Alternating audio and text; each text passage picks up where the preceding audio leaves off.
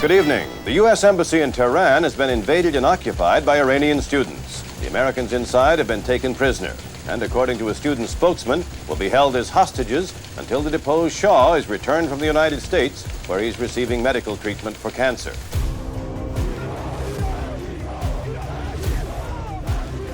The American embassy in Tehran is in the hands of Muslim students tonight.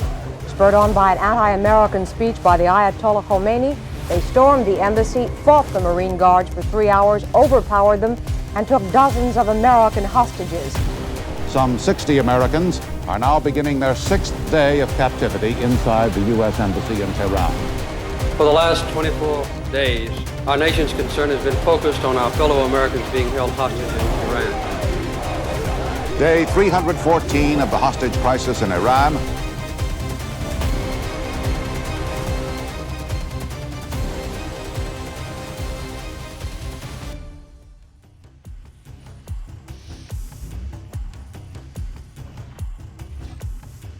There has been the startling new development in the Iran hostage crisis.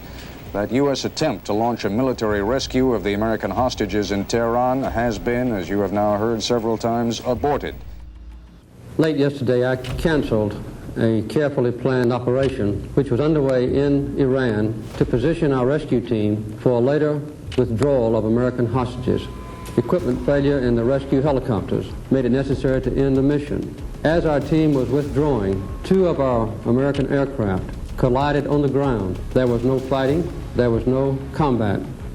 But to my deep regret, 8 of the crewmen of the 2 aircraft which collided were killed, and several other Americans were hurt in the accident.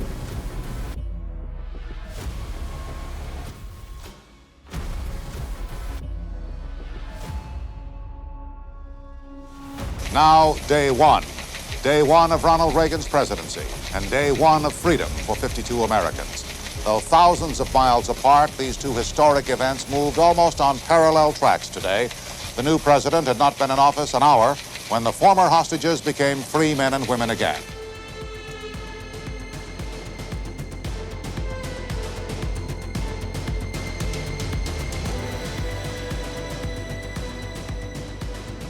One of the acts in my life which has been the most moving and gratifying in meeting with the now liberated Americans who were held hostage in Iran for so long.